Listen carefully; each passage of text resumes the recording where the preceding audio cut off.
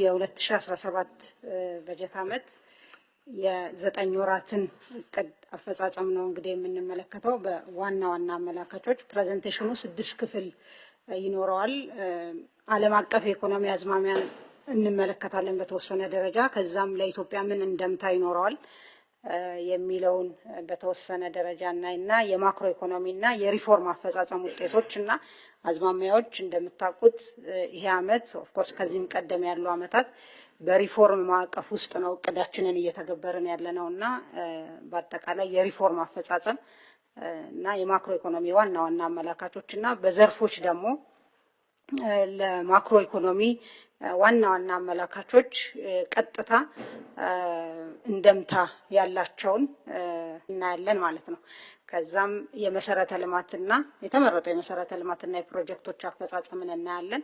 ማህበራዊ አካታችነትን እንደዚሁም አይበገሬ ኢኮኖሚ ሬዚሊያንት የሆነ ኢኮኖሚ ከመገንባት አኳያ እየተሰሩ ያሉ ስራዎችን እና አንዳንድ ውጤቶችን ወደኋላም ወደፊትም ሄደት ብለን እናያለን። በአምስተኛነት የሰላም የዲፕሎማሲና የትብብር ሁኔታ ምን ይመስላል ባለፉት 9 ወራት የሚለውን እናያለን።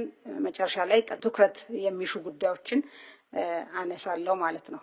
ክፍል 1 ዓለም አቀፍ የኢኮኖሚ አዝማሚያና በኢትዮጵያ ላይ የሚኖረውን አንደምታ ስንመለከት እንግዲህ 2025 ዓመቱ ሲጀምር ጃንዋሪ ላይ የወጣ ትንበያ እንደሚያሳየው የዓለም ኢኮኖሚ በ3.3 በመቶ እንደሚያድግ ነው። እንግዲህ ያደጉት ሀገራት ደግሞ ወደ 1.9 በመቶ እንደሚያድጉ ይጠበቃል። ይሄ ከአምናው በጣም ትንሽዬ ጭማሪ ነው ያለው። የዓለምንም አማካይ ስንመለከት ያደጉ ሀገራትን ደግሞ የተወሰኑ ሀገራትን ስንመለከት የአሜሪካ እድገት 2.7 በመቶ እንደሚሆን ይጠበቃል። አውሮፓን ስንመለከት 1 በመቶ እንደሚያድግ ይጠበቃል። የቻይና ስንመለከት እንደዚሁ የተወሰነ ከአምና ቅናሽ ይኖረዋል። ከሳራ በታች ያሉ ሀገራት ከአምና የተሻለ እድገት እንደሚያስመዘግቡ ይጠበቃል። 4.2 በመቶ እንደሚያድግ ይጠበቃል። የኢትዮጵያ አመቱን ስንጀምር ትንበያው 8.4 በመቶ እንደምናድግ ነው። ይሄ በጣም ኮንሰርቫቲቭ ነው። መሀል ላይ መልሰን ለመፈተሽ ጥረት አድርገናል። አንዳንድ አመላካቾች ኋላም እንደምናየው ይሄን ትንበያ ስናደርግ 8.4ን ታሳቢ ካደረግነው በላይ ውጤት እንዳስመዘገቡ ያሳያል። ለአሁን ግን ይዘን ያለነው 8.4 ነው ማለት ነው። ሌላኛው እንግዲህ ከዓለም አቀፍ አዝማሚያዎች የእኛን የልማት እንቅስቃሴ እንደምታ ያላቸው ውስጥ አንዱ የዓለም አቀፍ ኢኮኖሚ ትብብር ነው። ከዚህ አኳያ በአጠቃላይ ከኮቪድ በፊትም ቢሆን የዓለም አቀፍ የኢኮኖሚ ትብብር ይሄ ኦፊሻል ዴቨሎፕመንት አሲስታንስ የምንለው በእጅጉ መቀዛቀዝ ያሳየበት ነው። በተለይ ከጥራት አኳያ ማለት ነው። ይሄ በገንዘብ ብቻ ያለን ሳይሆን ቴክኒካል ሰፖርትን የሰብአዊ ድጋፍን ጨምሮ የሚይዝ በመሆኑ በተለይ ልማት ላይ የሚያተኩረው የዓለም አቀፍ የልማት ትብብር እየተቀዛቀዘ የመጣ የነበረ መሆኑን ማየት ይቻላል። ሀገራት የልማት ትብብራቸውን የውጭ ጉዳይ ፖሊሲ ማስፈጸሚያ የማድረግ አዝማሚያዎችን ማየት እንችላለን። የተለያዩ ሀገራት አደረጃጀታቸውን ሁሉ መልሰው እየፈተሹ ነው ያሉትና ይሄ ለኢትዮጵያ ያለው እንደምታ በእርግጥም የጀመርናቸው ስራዎች እንዳሉ ሆነው በራስ አቅም ልማትን ማሳካት የሚለውን የበለጠ የሚያጎላ ለዚህ እውነትም አስፈላጊነት ትልቅ ማሳያ የሆነ ትሬንድ ነው ማለት ነው እና ይህን ይመስላል ዓለም አቀፍ የልማት ትብብር ትሬንድ። ሌላው የዓለም አቀፍ ንግድ ሁኔታ ነው። በአጠቃላይ የንግድ እንቅስቃሴ 2025 ላይ ጥቅምት አካባቢ የነበረው ትንበያ 3.3 በመቶ ያድጋል ነበረ። አሁን በቅርብ የነበረው የንግድ ጦርነት የታሪፍ ጦርነትን በመከተል የዓለም የንግድ ድርጅት የዓለም ንግድ ከ3.3 ወደ 3 በመቶ እንደሚቀዛቀዝ ያመላክታል። በቀጣይ የሚኖረው የታሪፍ ሁኔታ፣ የንግድ ጦርነት ሁኔታ፣ የተገማችነት ሁኔታ አጠቃላይ የንግድ እንቅስቃሴን ቁጥሮች አሁን ባየነው መጠን ላይቀጥሉ እንደሚችሉ አመላካች ነው ማለት ነው። በመጨረሻም እንግዲህ ይህ የዓለም የታሪፍ ጦርነት በኢትዮጵያ ኢኮኖሚ ላይ ሊኖረው የሚችለውን ውጤት እየተፈተሸ ነው ያለው በየሚመለከተው። ግን አሁን ባለንበት ሁኔታ ለምሳሌ ታሪፍም ተጥሏል። የተጣለው ታሪፍ በዓለም አቀፍ የንግድ ስርዓት ላይ ቅድም እንዳየነው የሚፈጥረው መናጋት በኢትዮጵያ ላይ ሊኖረው የሚችለውን ተጽዕኖ መጤን አለበት። ይሄ ተገኘም እድልም ተደርጎ ሊወሰድ ይገባል። ለምሳሌ ከተጣለው ታሪፍ ውስጥ ከኛ በጣም እጅግ የበለጠ ግን የኛ አይነት ሸቀጦችን የሚያቀርቡ አገራት የተጣለባቸው ተወዳዳሪነታቸው የተጎዳ በመሆኑ ያን እድል ለመጠቀም ስራ መስራት ያስፈልጋል። አንደኛው የተፈጠረውን የገበያ ሁኔታ ጥቅም ላይ ለማዋል ያለንን ምርትና ምርታማነት በመጨመር ባሉት ፋብሪካዎች ያን ገበያ እድል መጠቀም ነው። ሌላኛው ይሄን የታሪፍ ጦርነት ጋር ተያይዞ የሚመጣውን ተጽዕኖ ለመቻል ማለት ነው ወደ ተለያዩ ሀገራት ኢንቨስትመንታቸውን የሚያንቀሳቅሱ ኢንቨስተሮች ቢኖሩ ይህን እድል ለመጠቀም ጥንቃቄ የተሞላበት እንቅስቃሴ ማድረግና ይህን እድል መጠቀምም ሌላው የሚታይ ነገር ነው ማለት ነው። የእኛም እንቅስቃሴ ወሳኝ ይሆናል ማለት ነው። ይህን የመጣውን አንሰርቴኒቲ ወደ እድል ቀይሮ ኢኮኖሚያዊ ተጠቃሚነትን ለማስፋት ማለት ነው። እንግዲህ በአጠቃላይ የዓለም አቀፍ የኢኮኖሚ ሁኔታ አዝማሚያ ይሄን ይመስላል። በክፍል 2 የማክሮ ኢኮኖሚ እና የሪፎርም አፈጻጸም ውጤቶችን እናያለን። ለማስታወስ አክል እንደምታስታውሱት 2016 በጀት ዓመትን ስንጀምር ያስቀመጥነውን የ10 ዓመት እቅድ ያስቀመጥናቸውን ግቦች ማሳካት እንድንችል ተከታታይ የሆኑ ሪፎርሞችን ማድረግ አስፈላጊ በመሆኑ የመጀመሪያውን ምዕራፍ የኢኮኖሚ ሪፎርም ስናጠናቀቅ ሁለተኛውን ምዕራፍ ሀገር በቀል የኢኮኖሚ ሪፎርም አዘጋጅተን ወደ ትግበራ ገብተናል። 4 ምሰሶች እንደነበሩት ለማስታወስ ነው። የመጀመሪያው የማክሮ ኢኮኖሚ መረጋጋትን ማረጋገጥ ነው። ሁለተኛው የዘርፎችን የማምረት አቅም ምርታማነትና ተወዳዳሪነት ማሳደግ ነው። የኢንቨስትመንትና የንግድ ከባቢን ማሻሻል ሌላኛው ምሰሶ ነበረ፣ የአገር በቀል ኢኮኖሚ ማሻሻያ። አራተኛው ደግሞ እነዚህ ሁሉ የኢኮኖሚ ማሻሻያዎች ውጤታማ የሚሆኑት ወይም ውጤታማ እንዳይሆኑ የሚገድባቸው ነገር የመንግስት የመፈጸም አቅም ነው። በዚህም ምክንያት በዚህ የኢኮኖሚ ሪፎርም ውስጥ የመንግስት የመፈጸም አቅም ማጎልበት በተለይ አሁን በስፋት የጀመርነውን የመንግስት ሴክተር ሪፎርም፣ ፐብሊክ ሴክተር ሪፎርም፣ የሲቪል ሰርቪስ ሪፎርም ማለት ነው እንደ ወሳኝ ፒላር ድሮ አስቻይ ብለን የምንለውን ግን ይሄ ወሳኝ ፒላር ነው፣ በዚህ ሌቭል ተይዞ መሰራት አለበት በማለት ወደ ስራ ገብተናል። አሁን የማቀርብላችሁን የእቅድ አፈጻጸም በእነዚህ ፒላሮች አኳያ እቃኛቸዋለሁ ማለት ነው። መጀመሪያ የተረጋጋ ማክሮ ኢኮኖሚ የሚለውንና ምርታማነትና ተወዳዳሪነት የሚለውን ሁለቱን ፒላር አንድ ላይ አያይዤ ሪፖርቱን አቀርባለሁኝ። ከእድገት አኳያ ይሄ ከዚህ ቀደምም አመቱን ስንጀምር የተነጋገርነው ነው። እንደምታስታውሱት 8.4 በመቶ የኢትዮጵያ ኢኮኖሚ እንደሚያድግ፣ በዚህም በተለይ ማኒፋክቸሪንግ ዘርፍ እድገት ከሎቤዝ እየተነሳ ያለ እንደመሆኑ እድገቱን የሚመራ መሆኑን ያሳያል። ኢንዱስትሪ በአጠቃላይ 12.8 በመቶ ያድጋል። ማኒፋክቸሪንግ ግን በ12 በመቶ ያድጋል። ሌሎቹም ዘርፎች ግን ሮበስት የሆነ በጣም ጠንካራ ፖዘቲቭ የኢኮኖሚ እድገት እንደሚያስመዘግቡ ነው እንግዲህ የመጀመሪያው ግመታ ያሳየው። ከዚህ አኳያ ወሳኝ አመላካች በማክሮ ኢኮኖሚው የሪፎርምም ውጤት ተደርጎ የሚወሰደው የቁጠባና ኢንቨስትመንት ሁኔታ ነው። በሀገር ውስጥ ቁጠባና ኢንቨስትመንትን ስንመለከት ከጂዲፒ ያላቸው ድርሻ በጣም ከ2015 ዓመት በጀት ዓመት በፊት በነበሩ ዓመታት በከፍተኛ ሁኔታ መቀዛቀዝ መቀነስ ነበር የሚያሳየው እንቅስቃሴው። ከዛ በኋላ ከ2015 ጀምሮ ለምሳሌ 16ና 17ን ብቻ ብንመለከት እንኳን ኢንቨስትመንት ከጂዲፒ 16 ላይ 20 በመቶ ነበረ። የጂዲፒያችን በ2017 ግን የጂዲፒያችን 23.2 በመቶ እንደሚሆን ኢንቨስትመንት ተሻሽሎ ማለት ነው አሁን ያሉት አፈጻጸሞች ያመላክታሉ። ቁጠባ ሌላው እንግዲህ ኢንቨስትመንት የሚመነጨው ከቁጠባ ስለሆነ ቁጠባ ከጂዲፒያችን ሲታይ የተሻለ አፈጻጸምን ነው የምናየው። በ2017 2016 ላይ 14.3 በመቶ ነበር። 2017 ላይ ወደ 19.4 እንደሚሆን ያሳያል ማለት ነው። ሌላው እንግዲህ ለእድገታችን ወሳኝ ሚና የሚጫወተው የፌዴራል መንግስት ገቢ ነው። በክቡር ጠቅላይ ሚኒስትር የተቋቋመ የገቢ እና የገቢ ጋር የተገናኘ ሪፎርም ስራዎች የሚያስተባብር ግብረ ኃይል አለ። ያ ግብረ ኃይል በየሳምንቱ እየተገናኘ የታክስ ፖሊሲን ብቻ ሳይሆን የታክስ አድሚኒስትሬሽን፣ የታክስ አስተዳደር ስራዎች ማሻሻያዎችን፣ ዲጂታይዜሽንን፣ ታክስ መክፈልን ቀላል ማድረግ፣ የታክስ ጋር የተገናኙ ብልሹ አሰራሮችን መፍታት የሚያስችሉ ስራዎች በርካታ የፖሊሲ ማሻሻያ ስራዎች ተሰርተዋል።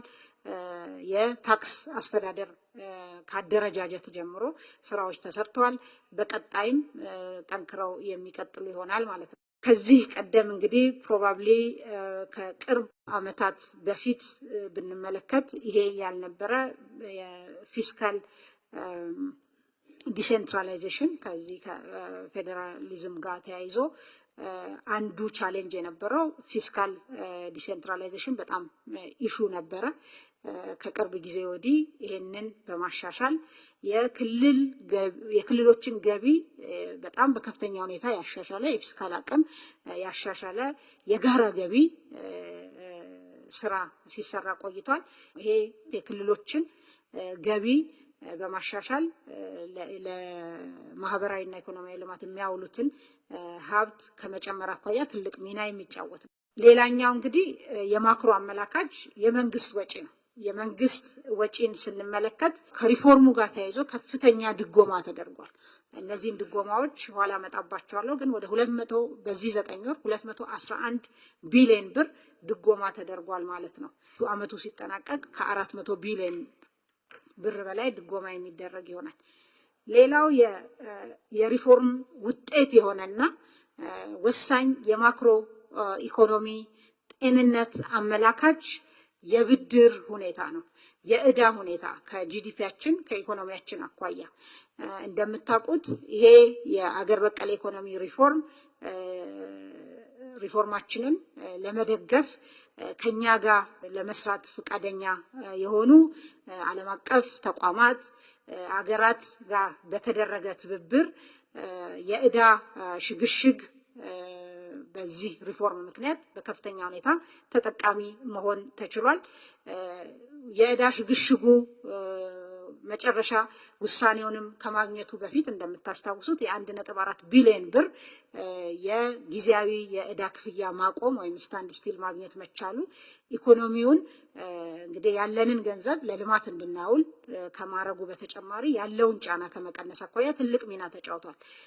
ይሄ ሪፎርም የ3.5 ቢሊዮን ዕዳ ሽግሽግ አብሮ ይዞ የመጣ ነው። ከዚህ ውስጥ ለምሳሌ ድርድሩ ሲደረግ ቆይቶ የኦፊሻል ክሬዲተርስ ኮሚቴ ንግግር በየጊዜው ሲደረግ እንደነበረ በጂ20 ማዕቀፍ እናውቃለን። በዚህ ውስጥ እንግዲህ አሁን ኮንክሉዥን አግኝቷል ወይም መጨረሻው ላይ ደርሷል ንግግሩ ማለት ነው። በመርሁ በፕሪንሲፕሎቹ ስምምነት ላይ ተደርሶ ይሄ 3.5 ቢሊዮን ዶላር ዕዳ በ2017 የ1.5 ቢሊዮን ዕዳ ሽግሽግ በ2018 የ400 ሚሊዮን በ19 የ500 ሚሊዮን እና በ2020 የ1.5 ቢሊዮን ዶላር የዕዳ ሽግሽግ በሚያስገኝ ሁኔታ ስምምነት ላይ ተደርሷል። ይሄ ለምሳሌ የዚህን ዓመት ሁኔታ እንኳን ብንመለከት በ2017 ይሄ የዕዳ ሽግሽግ ባይገኝ ኖሮ ይከፈል የነበረው ዕዳ 2.8 ቢሊዮን ዶላር ነው የነበረው። ይሄ ዕዳ ሽግሽግ በመገኘቱ ወደ 1.9 ቢሊዮን ዶላር ብቻ ነው የሚከፈለው። ወደ 1 ቢሊዮን ዶላር የሚጠጋ ገንዘብ እንግዲህ ዕዳ ይከፈል የነበረ ለልማት ላይ መዋል እንዲችል ለማህበራዊ ኢኮኖሚያዊ ልማት ለመሰረተ ልማት ዝርጋታ መዋል እንዲችል ያደረገ የሪፎርም ስራ ነው ማለት ነው የተሰራው።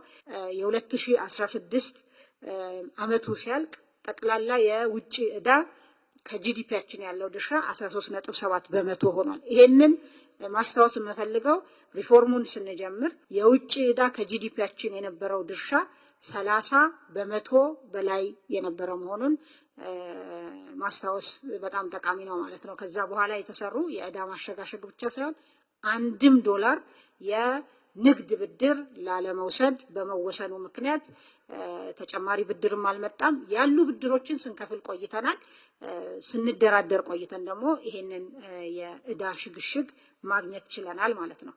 ድጎማው ቅድም እንዳልኩት በአጠቃላይ ወደ 211 ቢሊዮን ብር ድጎማ በ9 ወሩ ተሰጥቷል። ለምን ተሰጠ የሚለውን ለማንሳት ለሴፍቲኔት በአመቱ ከተያዘው ውስጥ 41 ቢሊዮን ለሴፍቲኔት በተለይ ሴፍቲኔት በዚህ መጠን የጨመረበት ምክንያት በሪፎርሙ ምክንያት ተጋላጭ የሆኑ ዜጎቻችን በሚመጣው የአጭር ጊዜ ተጽዕኖ ወደ ከፋ ችግር ውስጥ እንዳይገቡ ለማድረግ የተደረገ ነው።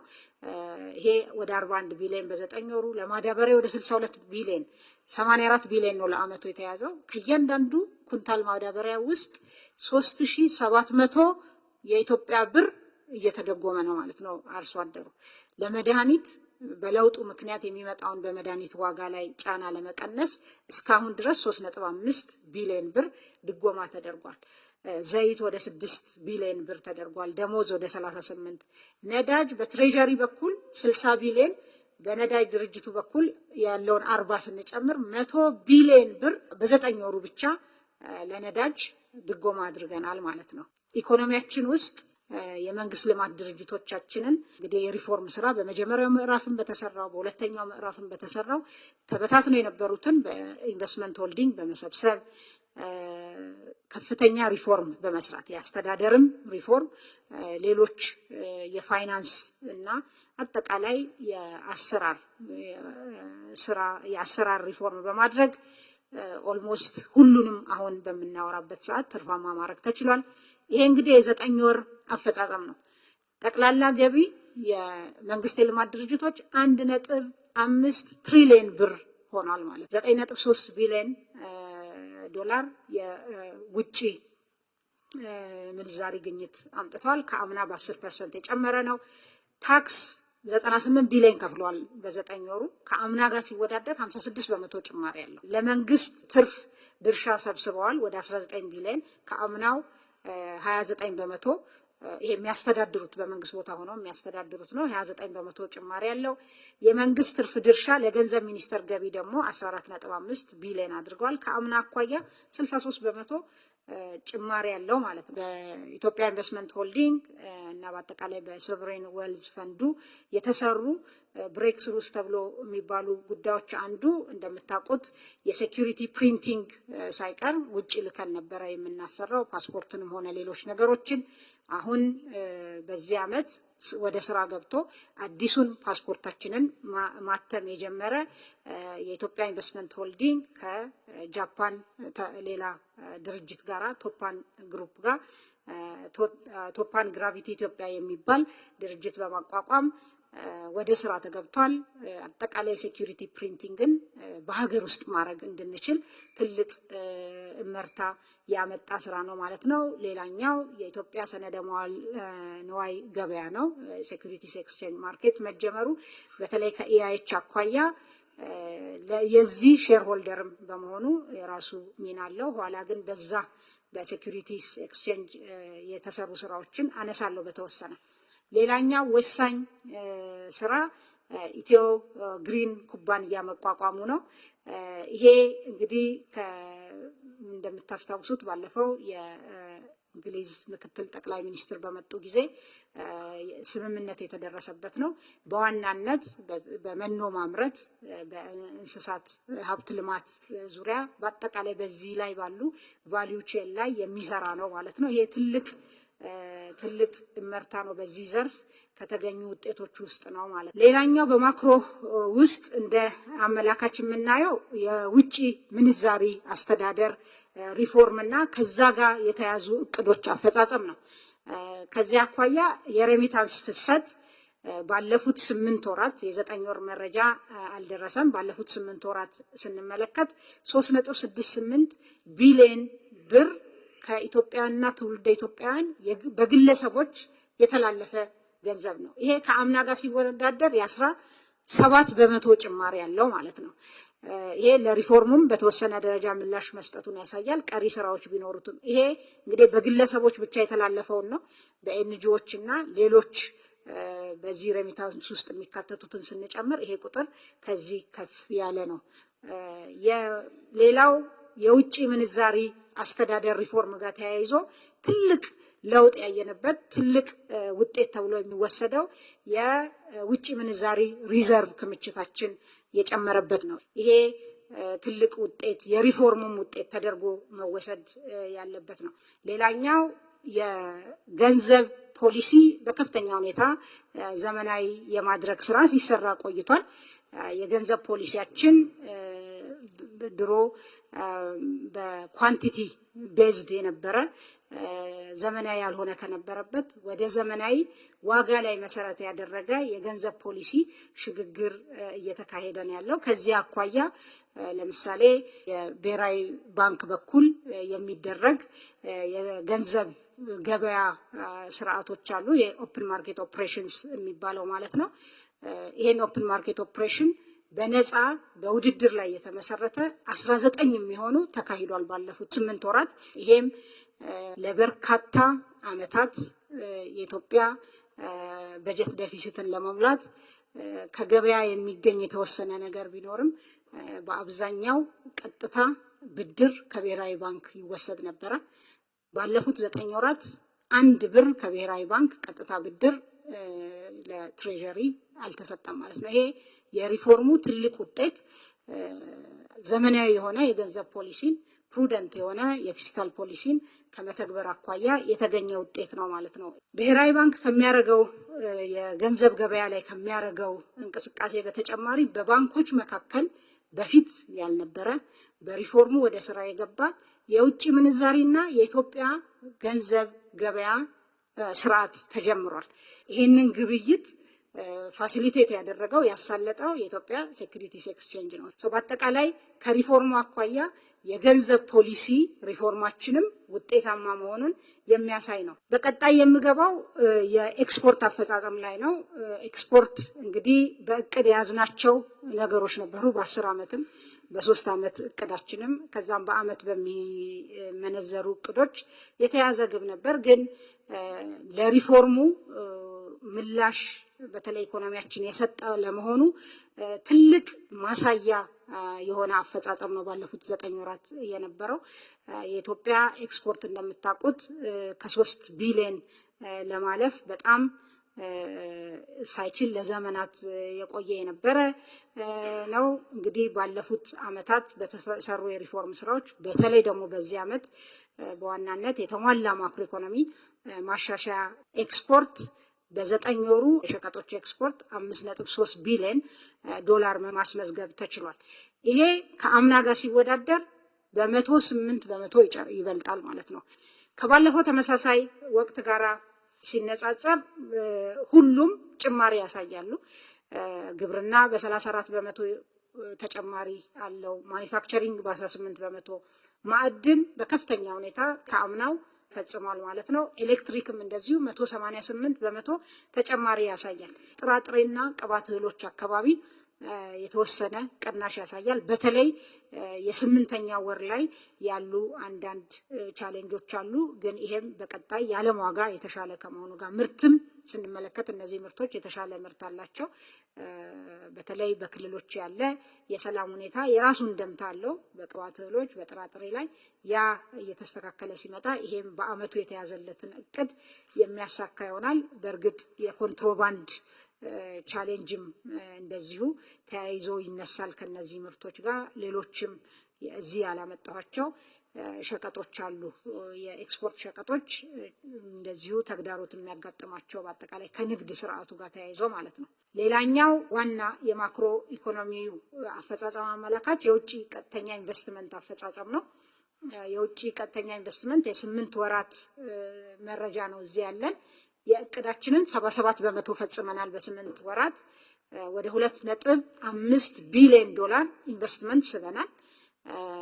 በዚህ ውስጥ የተሰጠ ፍቃድ አለ። እንግዲህ ወደ 63 ፍቃዶች ተሰጥተዋል ባለፉት 8 ወራት። በዘርፍ ስንመለከተው በግብርና 10፣ በማኒፋክቸሪንግ 207፣ በአገልግሎት ዘርፍ ደግሞ 146 ፍቃዶች ሰጥተናል። በባለቤትነት ስናየው 143 የውጭ ፍቃድ ሰጥተናል ለውጭ ኢንቨስተሮች። በጥምረት ወደ 44 የሚሆኑ የሀገር ውስጥና የውጭ ባለሀብቶች ጥምረት፣ የሀገር ውስጥ ደግሞ ወደ 33 የሚሆኑ አዳዲስ ፍቃዶች ወጥተዋል። ወደ ማምረትና አገልግሎት መስጠት የተሸጋገሩ ኢንቨስትመንቶች አሉ። እቅዳችን 161 ኢንቨስትመንቶች በስራ ላይ የነበሩ ወደ ማምረትና አገልግሎት መስጠት ይሸጋገራሉ የሚል ነበር። 141 የሚሆኑት ተሸጋግረዋል ማለት ነው። ሌላው የማክሮ ኢኮኖሚ አፈጻጸም አመላካች ኢምፖርት ነው። ኢምፖርትን ስንመለከት ባለፉት 8 ወራት ለኢምፖርት 11.9 ቢሊዮን ዶላር ከፍለናል። ከአምናው የ1.2 በመቶ ጭማሪ ያለው ኢምፖርት ግርድፉ ቁጥሩ ሳይሆን ምን ኢምፖርት አደረግን የሚለው የበለጠ ለኢኮኖሚያችን ያለውን እንደምታ ያሳያል። እንደምታስታውሱት ከዚህ ቀደም በነበሩ ዓመታት በተለይ ከኮቪድ በኋላ የዓለም የምግብ ዋጋ እና የሸቀጦች ዋጋ በከፍተኛ ሁኔታ በጨመረ ጊዜ መድኃኒትንም ጨምሮ ማለት ነው አብዛኛውን የኢምፖርት ለምንመድበውን ዶላራችን የሚሄደው የነበረው ለፍጆታ እቃዎች ነው የነበረው። ባለፉት 8 ወራት የካፒታል እቃዎች ኢምፖርት በከፍተኛ ሁኔታ ጨምሯል፣ በ15 በመቶ። ለግብርና የመጣ የካፒታል እቃ ይሄ ማለት ለሜካናይዜሽን የሚያገለግል ማለት ነው በ52 በመቶ ጨምሯል። ለኢንዱስትሪ የመጣ ካፒታል እቃ በ24 በመቶ ጨምሯል፣ ከአምና ተመሳሳይ ወቅት ጋር ስናወዳድረው ማለት ነው። ጥሬ እቃም እንደዚሁ በተወሰነ ደረጃ ጨምሯል። የጥሬ እቃና በከፊል የተሰናዱ እንግዲህ የፖሊሲ ፕራዮሪቲያችን እየቀነሱ መሄድ አለባቸው። በሀገር ውስጥ እነዚህን መተካት አለብን። ሌሎች ግን እኛ ለማምረት ገና ያልደረስንባቸው የካፒታል እቃዎች፣ ማሽነሪዎች የማስገባት ምጣኔ የተሻለ መሆኑን ያሳያል ማለት ነው። ይሄም በግብርና በአምራች ኢንዱስትሪው ላይ ያለ አፈጻጸም ላይ ትልቅ እንደምታ አለው፣ ትልቅ ለውጥ ነው ማለት ነው። ሌላው እንግዲህ የማክሮ ኢኮኖሚ አመላካች የፋይናንስ ዘርፍ አፈጻጸም ነው። ከፋይናንስ ዘርፍ አኳያ በባንኮች ያለ ተቀማጭ ገንዘብ በ24 በመቶ ጨምሯል። በዚህ 8 ወር ባንኮች 473.9 ቢሊዮን ብር ብድር ሰጥተዋል። አምና በዚህ ሰዓት 292 ቢሊዮን ብር ብቻ ነበረ ብድሩ ማለት ነው። ይሄ ብድር ደግሞ የት ነው የሄደው ብለን በተበዳሪ አይነት ስንመለከት የግሉ ዘርፍ 76 በመቶውን ብድር ወስዷል ከዚህ ውስጥ ማለት ነው። የመንግስት የልማት ድርጅቶች ደግሞ 23 በመቶውን ብድር ወስደዋል ማለት ነው። ሌላው በዘርፎች የተለቀቀ ብድር ይሄን ማየት የሚያስፈልገው ተጨማሪ ስራም እንደሚፈልግ ለማሳየት ነው። ከግሉ ዘርፍ ለየትኞቹ ዘርፎች ነው ብድር እየሄደ ያለው የሚለውን ለማሳየት ነው። ግብርና 22 በመቶውን ወስዷል። ማኒፋክቸሪንግ 13 በመቶውን ወስዷል። አሁንም ንግድ ትልቁን የአገልግሎት ዘርፍ ማለት ነው ትልቁን ብድር እየወሰደ ነው ያለው ማለት ነው። ይሄ ሁኔታ እንግዲህ የማኒፋክቸሪንግ እና ግብርና በተለይ ከስትራክቸራል ትራንስፎርሜሽን አኳያ ያላቸውን ሚና ታሳቢ ያደረገ የፋይናንስ ዘርፋችን የባንኮቻችን ይሄን ነገር ታሳቢ ያደረገ ማሻሻያዎችን ማድረግ የሚያስፈልግ መሆኑን ማሳያ ነው። የአምራች ዘርፉ በከፍተኛ ሁኔታ በፋይናንስ መደገፍ አለበት። ከፍተኛ መሻሻል አለ፣ ለውጥ አለ። ይሁንና አሁንም የአገልግሎት ዘርፎች ላይ ትልቅ የብድር ሁኔታ እንዳለ ያመለክታል።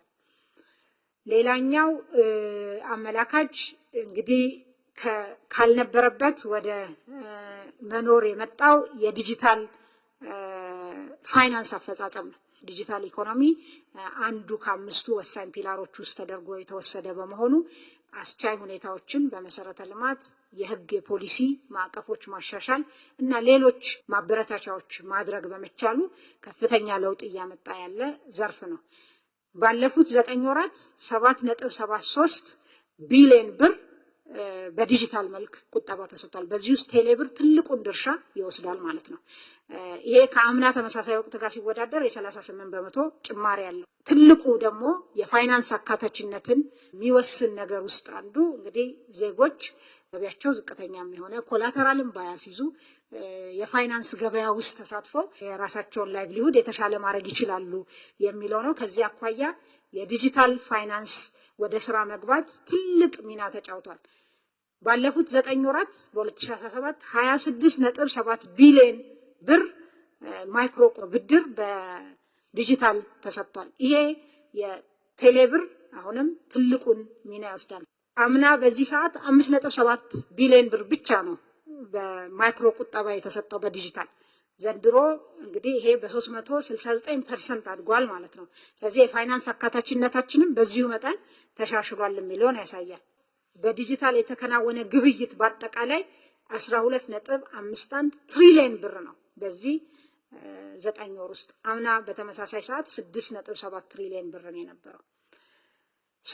ይሄ በአጠቃላይ በዲጂታል ኢኮኖሚው የታየ እመርታ። ስለዚህ የአገልግሎት ዘርፉ ቫሊዩ አድድ ወይም እሴት ጭመራ ለጂዲፒው ከጠበቅነው በላይ እንደሚሆን አንዱ ማሳያ ይሄ ነው ማለት ነው።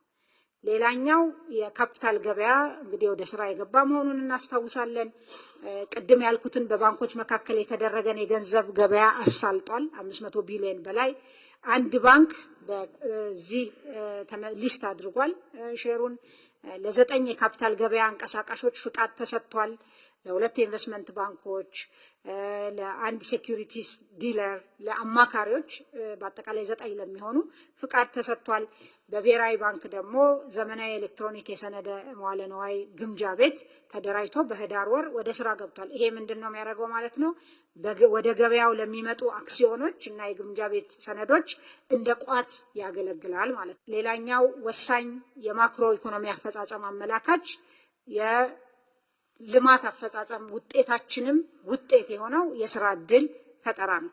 እንግዲህ ይሄ እስካሁን ባገኘነው መረጃ መሰረት በ2017 9 ወራት ወደ 3.3 ሚሊዮን አካባቢ የስራ ዕድል መፍጠር ተችሏል በሀገር ውስጥ ብቻ።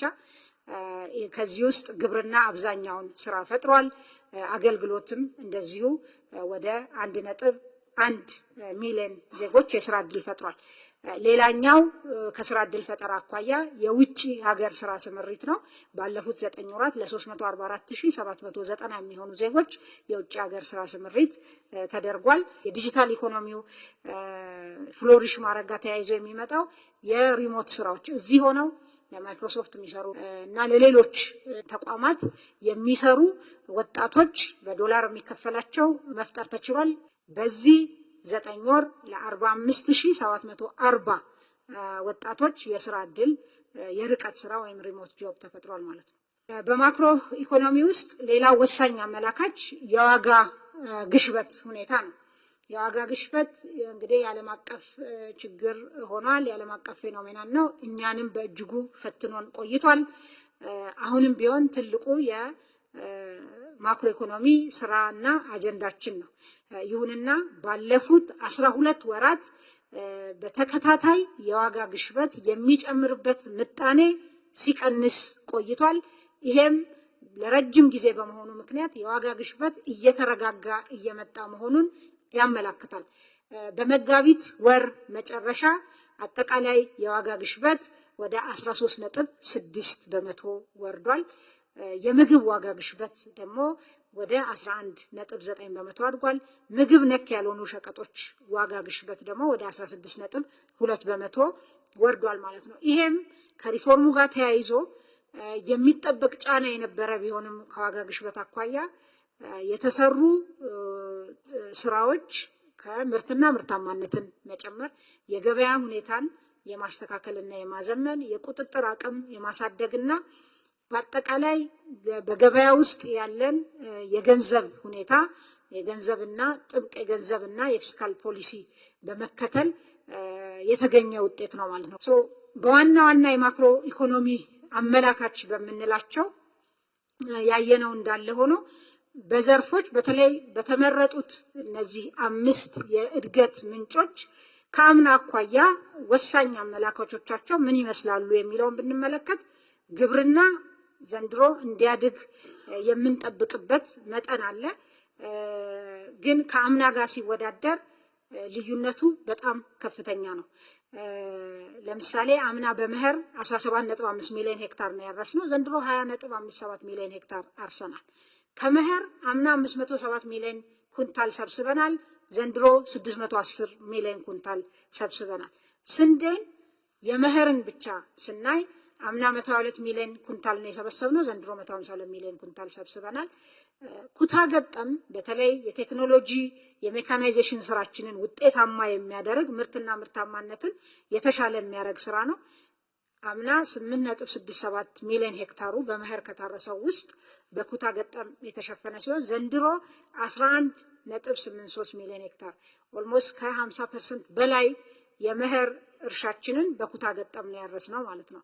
በእንስሳት ሀብት ልማቱም እንደምታውቁት የሌማት ትሩፋት ኢኒሼቲቭ ወደ ስራ ከገባ በኋላ ከፍተኛ ለውጥ እየታየበት ያለ ዘርፍ ነው።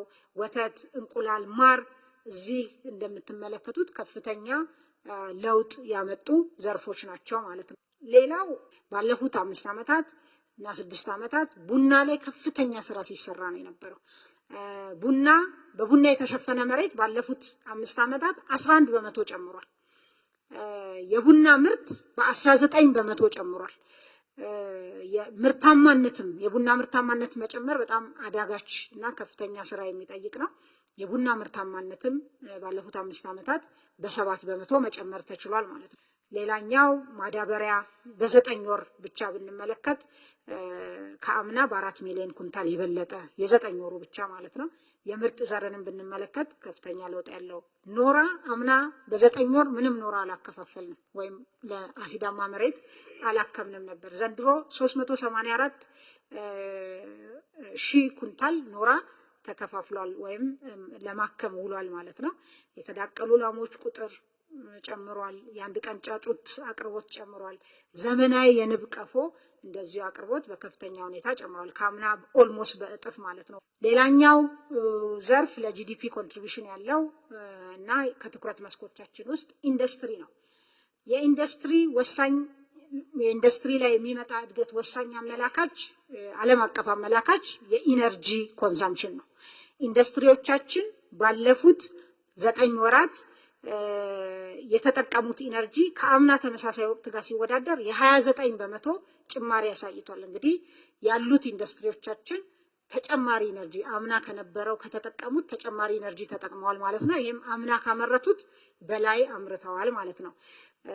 የተሸጠም የተመረተም ኢነርጂ በአጠቃላይ ግን በከፍተኛ ሁኔታ ጨምሯል። ከ60% በላይ ጨምሯል። አጠቃላይ የተመረተ እና የተሸጠ ኢነርጂ ይሄ ለሃውስሆልድ ኮንሳምፕሽንም የሚውል ኢነርጂ ስለሚሸጥ ማለት ነው። ሌላው በኢንዱስትሪ ውስጥ ወሳኝ ዘርፍ የኮንስትራክሽን ዘርፍ ነው። የኮንስትራክሽን ዘርፍ ወሳኝ ዓለም አቀፍ አመላካቾች ደግሞ የብረትና የሲሚንቶ ምርት ነው። ሲሚንቶ የብረት ምርትን ብንመለከት ከባለፈው ዓመት 8 ወር ጋር ነው ያወዳደር ነው። ስናወዳደር የ25 በመቶ ብልጫ አለው። ሲሚንቶ ከአምና ተመሳሳይ ወቅት ጋር ሲወዳደር የ11 በመቶ ጭማሪ አለው ማለት ነው። ሲሚንቶን በጣም ቻሌንጅድ የነበረ ዘርፍ ነው። ወደ ኢንዱስትሪ ዘርፍ ወደ ማኒፋክቸሪንግ በተወሰነ ዲፕ ዳይቭ ማድረግ እፈልጋለሁ። የማኒፋክቸሪንግ ኢንዱስትሪ በክቡር ጠቅላይ ሚኒስትር የተቋቋመ የኢንዱስትሪ ካውንስል ከፍተኛ የሆነ ድጋፍ ሲያደርግ ቆይቷል ለአምራች ኢንዱስትሪው ዘርፍ። ከዚህ አኳያ በግብአት፣ በአቅም ግንባታ፣ በመሰረተ ልማት፣ በፋይናንስ እና በታክስ፣ በጉምሩክ፣ በሎጂስቲክ፣ በትሬድ ፋሲሊቴሽን ከፍተኛ ድጋፎች ሲደረጉ ነበር። በኢነርጂ ለምሳሌ ለ50 ኢንዱስትሪዎች ያለባቸው ይሄ ተቆጥሮ በስም ያሉ ኢንዱስትሪዎች ናቸው ያለባቸው የኃይል አቅርቦት ችግር ተፈቷል። ከዛ በተጨማሪ ሌሎች የግብአት ለአግሮ ኢንዱስትሪዎች እና ለሌሎች ኢንዱስትሪዎች የግብአት አቅርቦት የተሻለ እንዲሆን ተደርጓል። ከጉምሩክ አንጻር ለብቻቸው ለአምራች ኢንዱስትሪ አንድ መስኮት አገልግሎት ለመስጠት ስራ ተሰርቷል። ይሄም በጣም ከፍተኛ ለውጥ አምጥቷል። አምራች ኢንዱስትሪዎች ባመጡት ዋጋ ዲክሌር እንዲያደርጉ እና ፕሮሰስ እንዲያደርጉ እድል ተሰጥቷቸዋል። የቦንድድ ዌርሃውስ ደግሞ ተጠቃሚ እንዲሆኑ ተደርጓል ማለት ነው። ይሄ የወርኪንግ ካፒታል ጫናቸውን የሚቀንስ በዛ ላይም የግብአት አቅርቦትን በከፍተኛ ሁኔታ የሚያሻሽል ነው ማለት ነው። በአቅም ግንባታ ስልጠናዎች በመስጠት የታክስ እፎይታዎችን የታክስ ማሻሻያዎችን በማድረግ እንደዚሁ ከፍተኛ ስራ ተሰራ። በዚህ ውስጥ ምን ውጤት ተገኘ? ባለፉት 9 ወራት በማኒፋክቸሪንግ ካውንስሉ በተደረጉ ድጋፎች እና በአጠቃላይ በዘርፉ በተሰራው ስራ 6 ኢንዱስትሪዎች የጨርቃጨርቅ ኢንዱስትሪዎች የካፓሲቲ ዩቲላይዜሽናቸው ወይም የማምረት አቅም አጠቃቀማቸው በ11 በመቶ አድጓል። ወደ 7 የሚሆኑ የቆዳና የቆዳ ውጤቶች ኢንዱስትሪዎች አሁንም በ11.7 በመቶ የማምረት አቅም አጠቃቀማቸው አድጓል። የምግብና መጠጥ ፋብሪካዎች ደግሞ ወደ 10 የሚሆኑ በ10 በመቶ የካፓሲቲ ዩቲላይዜሽናቸው ጨምሯል። ሌላኛው ኤክስፖርት አቁሞ የነበሩ ፋብሪካዎች ነበሩ። ይሄ ካውንስል ባደረገው ድጋፍ 24 አምራች ኢንዱስትሪዎች ኤክስፖርት ማድረግ ጀምሮ በዚህ 9 ወር 14.3 ሚሊዮን ዶላር አስገኝተዋል ማለት ነው። ኢንዱስትሪ ፓርኮች ውስጥ ያለ እንቅስቃሴን እንዲሁ ለማየት ለምሳሌ ሶላር ፓኔል ሶላር ሴሎችን ከሶፊስቲኬሽን አኳያ እናምርት ከነበረው በአብዛኛው ጨርቃጨርቅ የቆዳ ምርት ከነበረው ወደ ቴክኖሎጂ የተደገፉ ምርቶች ለመሸጋገር ትልቅ መንገድ መጀመሩን የሚያሳይ ወደ 120 ሚሊዮን ዶላር ኢንቨስትመንት በማድረግ በዚህ በሚቀጥለው ሳምንት ለኤክስፖርት የተዘጋጀ ምርት ያመረተ ስራ ተሰርቷል። ይሄ እንግዲህ ከገባ በጣም አጭር ጊዜ ነው። በዚሁ አመት ነው የገባ ወደ ኢንዱስትሪ ፓርክ፣ ግን ማምረት ጀምሮ ኤክስፖርት ለማድረግ ዝግጅት ጨርሷል ማለት ነው። ሌላው በስራ ላይ በኮንስትራክሽን ላይ ያለው የኢትዮጵያ አየር መንገድና ናሽናል ኢንቨስትመንት ግሩፕ አንድ ላይ በመሆን የአውሮፕላን አካላት በማምረት ለዓለም አቀፍ አየር መንገዶች ለማቅረብ ስራ ለመስራት ነው። ይሄ እንግዲህ በኢንዱስትሪ ፓርክ ውስጥ ቂሊንጦ ነው። ቂሊንጦ ኢንዱስትሪ ፓርክ ውስጥ ነው ያለው። ኦልሬዲ ኮንስትራክሽን ላይ ነው ያሉት ማለት ነው። ሌላው ተሽከርካሪ የሚያመርቱ እንደዚሁ በዚህ 9 ወር የኤሌክትሪክም የነዳጅም የሚያመርቱ ወደ ስራ ገብተዋል። በጣም በግብርናው አዲስ ቴክኖሎጂ አርቲፊሻል ኢንተለጀንስ በመጠቀም ይሄም ቂሊንጦ ኢንዱስትሪ ፓርክ ውስጥ ያለ ነው። በቨርቲካል ፋርሚንግ እንጆሪ እያመረተ ለውጭ ገበያ ለሀገር ውስጥና ለውጭ ገበያ የሚያቀርብ ድርጅት ነው። በአጠቃላይ ባለፉት 9 ወራት 17 አዳዲስ ኢንቨስተሮች 17 ሼዶችን ይዘዋል። 55 የሚሆኑ አዲስ የገቡ ባለሀብቶች አሉ። በክቡር ጠቅላይ ሚኒስትር በተሰጠ አቅጣጫ የኢንዱስትሪ ፓርኮች ውስጥ የሀገር ውስጥ ባለሀብቶች ገብተው እንዲሰሩ አቅጣጫ በመቀመጡ ምክንያት አሁን በዚህ ዓመት ብቻ 41 የሚሆኑ የሀገር ውስጥ ባለሀብቶች ወደ ኢንዱስትሪ ፓርክ ገብተዋል ማለት ነው። 11 ደግሞ የውጭ ባለሀብቶች ናቸው ከ55ቱ ማለት ነው። ሌላኛው የኢምፖርት ሰብስቲቱሽን ወሳኝ ግባችን ነው። እንደምናውቀው ከውጭ የሚመጡ እቃዎችን የመተካት ባለፉት 9 ወራት ወደ 3 ቢሊዮን የሚጠጋ ምርቶች በሀገር ውስጥ ተተክቷል።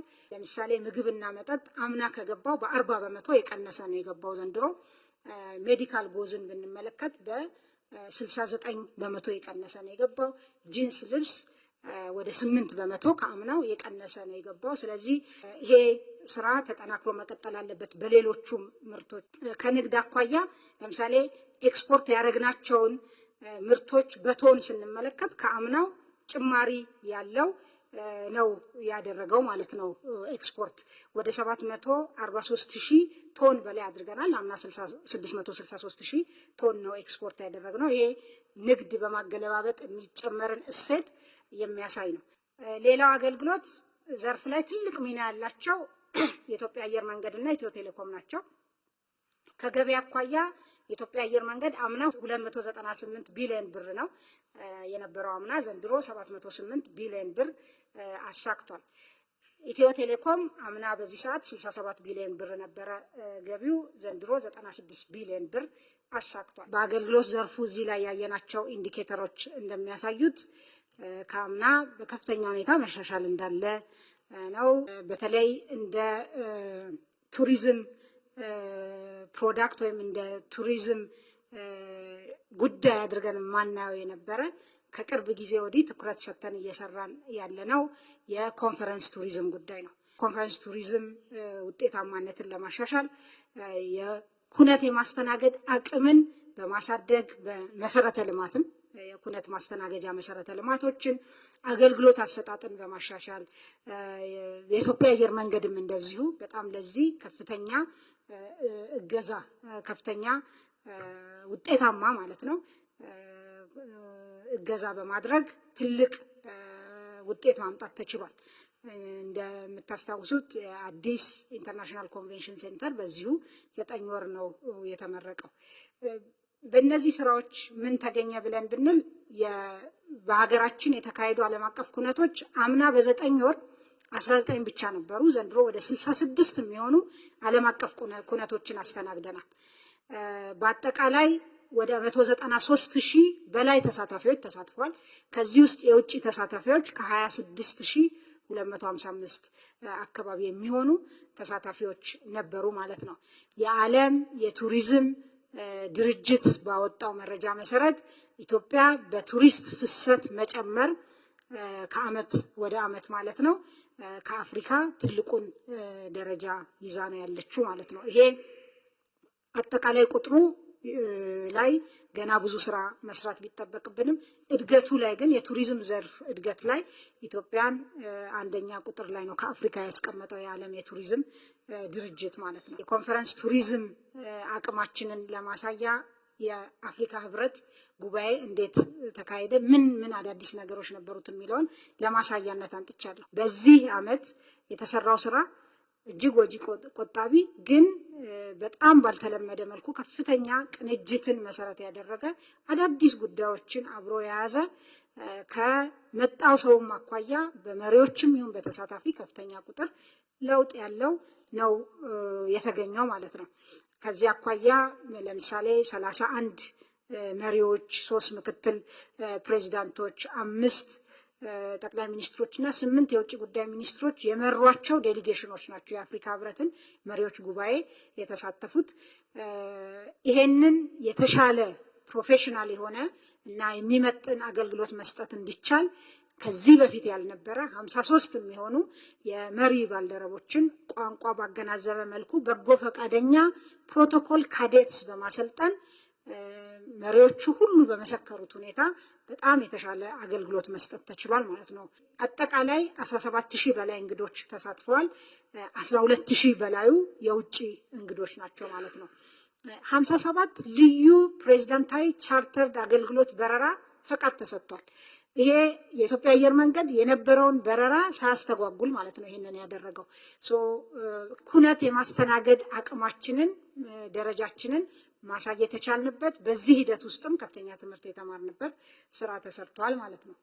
ሌላኛው እንግዲህ የአገልግሎት ዘርፍ ላይ የዲጂታል ኢኮኖሚው ወሳኝ አመላካቾችን እንመልከት። ዲጂታል ኢኮኖሚው ፍሎሪሽ እንዲያደርግ ኢኮሲስተሙ ላይ መስራት ያስፈልግ በመሆኑ በመሰረተ ልማት ከፍተኛ ስራ እየተሰራ ነው። በኢትዮጵያ በመንግስት ልማት ድርጅቶች በኩል በኢትዮ ቴሌኮምም በሌላኛው ኦፕሬተር በኩልም የመሰረተ ልማት ኢንቨስትመንቶች እየተደረጉ ነው። በእነሱ ብቻ ሳይሆን ሌሎች አርቲፊሻል ኢንተለጀንስን ጨምሮ ሌሎች የመንግስት ተቋማት አስፈላጊ የሆነ የዲጂታል ኢኮኖሚ አሳላጭ መሰረተ ልማቶች ላይ ኢንቨስት እያደረጉ፣ ዲጂታል ኢኮኖሚው ደግሞ የበለጠ እንዲሳለጥ የሰው ኃይል አስፈላጊ ነው፣ የሰው ሀብት ልማት ማለት ነው። ከዚህ አኳያ የ5 ሚሊዮን ኮደርስ ኢኒሼቲቭ የምናውቀው ነው።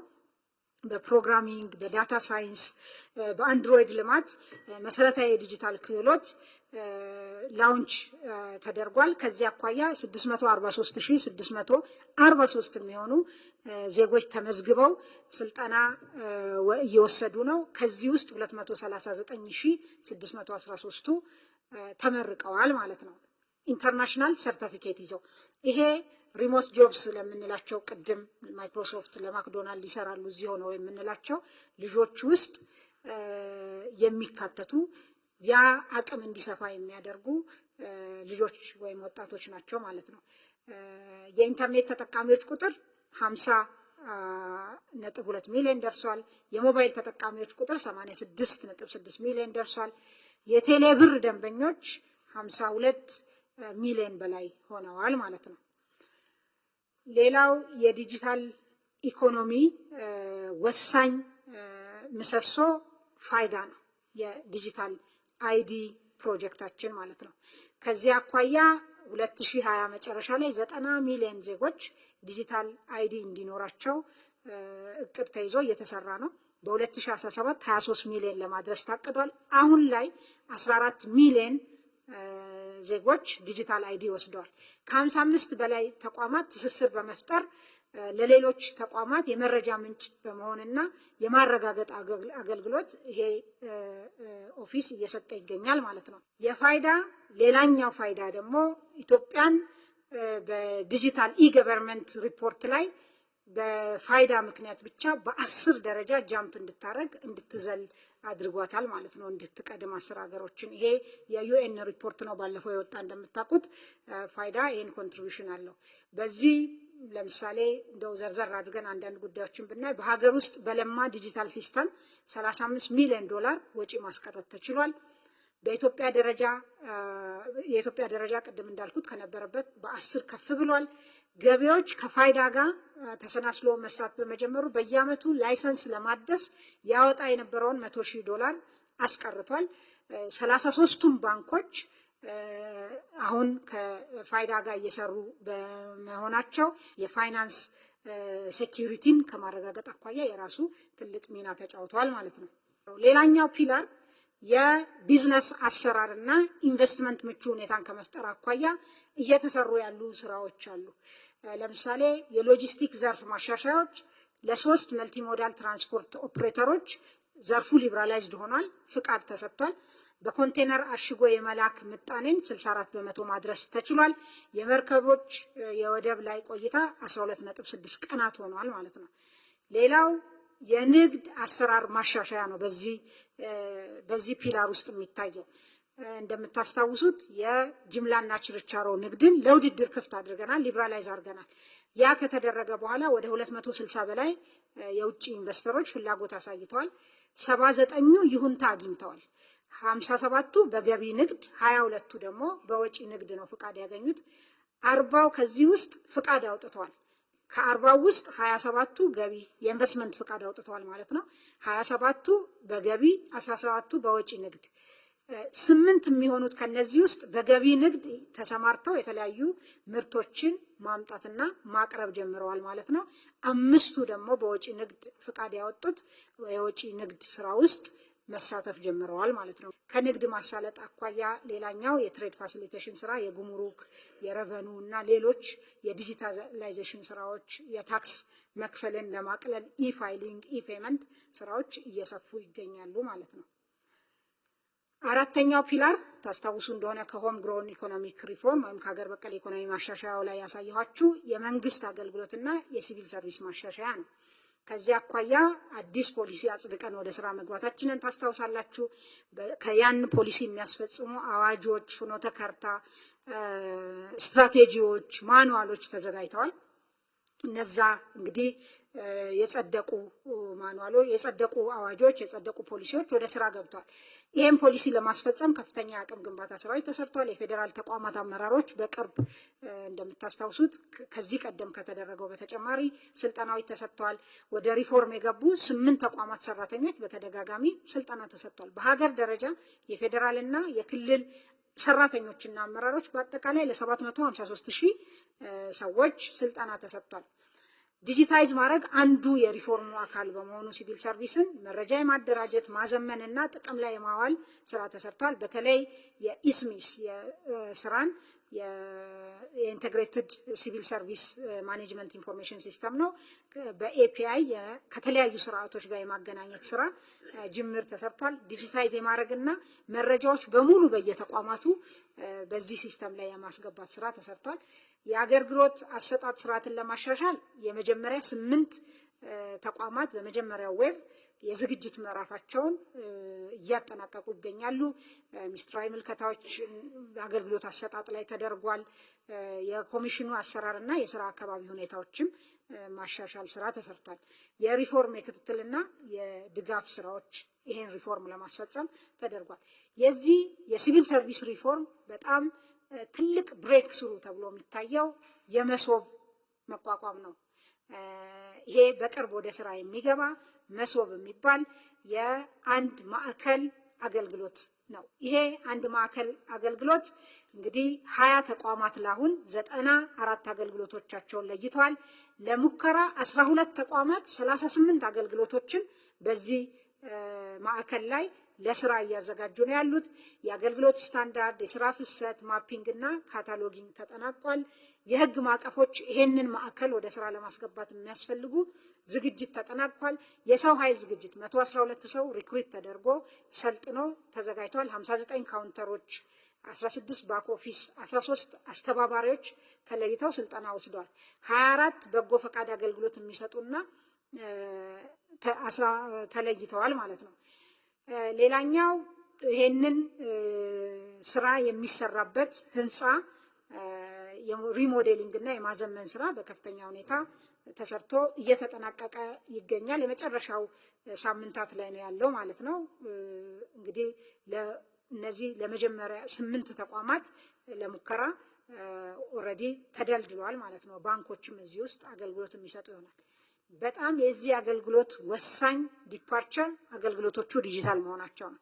ዲጂታል አገልግሎት በየቦታው አለ፣ ግን የዚህ ዲጂታል አገልግሎት በተለይ በኤፒአይ የተሳሰረ መሆኑ በዚህ ውስጥ የኢትዮጵያ አርቲፊሻል ኢንቴሊጀንስ ኢንስቲትዩት ትልቅ ሚና የተጫወተበት 8 ሶፍትዌሮች እንዲለሙ ኦፍኮርስ ከሌሎች ተቋማትም ጋር በመተባበር ትልቅ ስራ ተሰርቶ በሀገር በቀል ትልቅ ወጪ ያስወጣ የነበረን ማስቀረት ተችሏል ማለት ነው። ይሄ ተመርቆ ወደ ስራ ሲገባ ከፍተኛ የሆነ የአገልግሎት አሰጣጥ ችግርን የሚፈታ ይሆናል። ክፍል 3 ዋና ዋና የምንላቸውን የመሰረተ ልማትና ፕሮጀክት አፈጻጸሞች እናያለን። ፈጠን ብዬ ሄድባቸዋለሁ።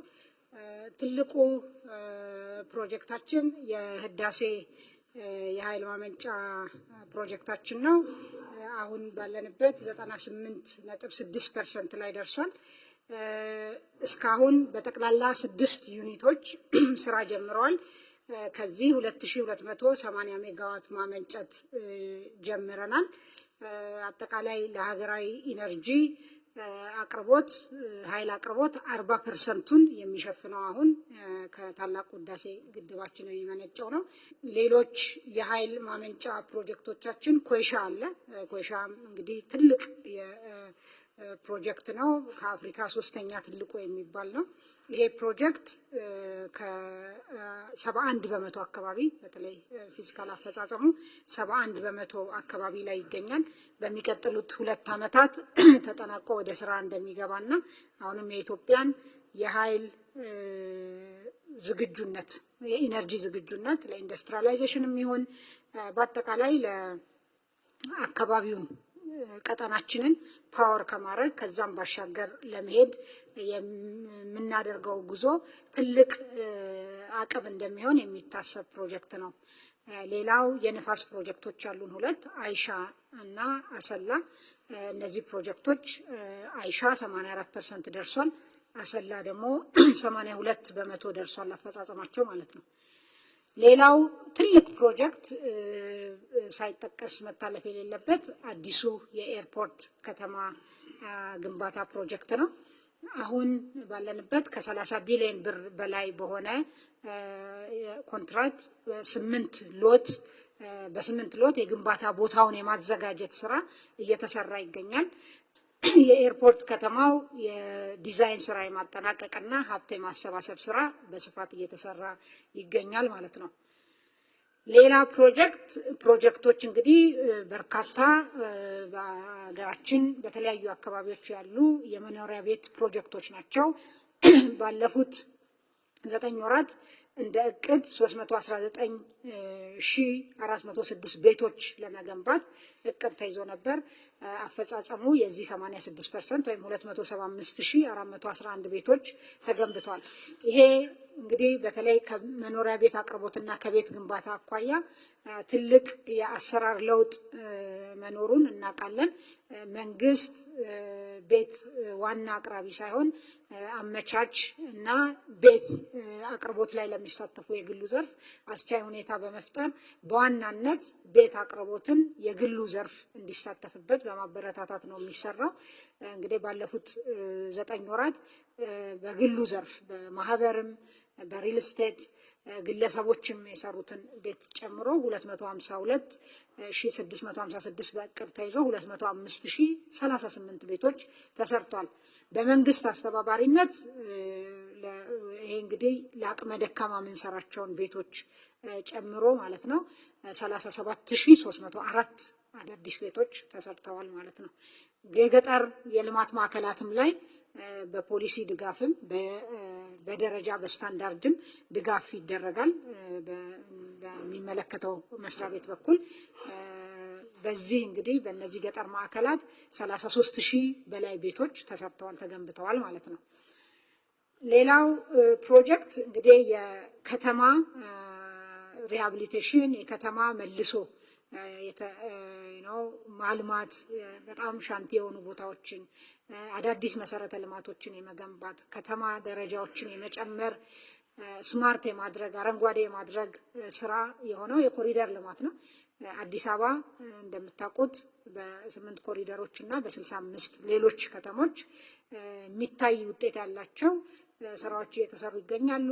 አዲስ አበባ ሁለተኛው ኮሪደር ሁለተኛው ፌዝ የኮሪደር ስራ በመጠናቀቅ ላይ ይገኛል። ከዛ በተጨማሪ ጎንደር፣ ጅማ፣ ቢሾፍቱ፣ ባህር ዳር፣ ሐረር፣ ሐዋሳ፣ ጅጅጋ፣ አርባ ምንጭ፣ ድሬዳዋ ከተሞች በደንብ የሚታይ የኮሪደር ልማት ስራ እየሰሩ ያሉ አካባቢዎች ናቸው።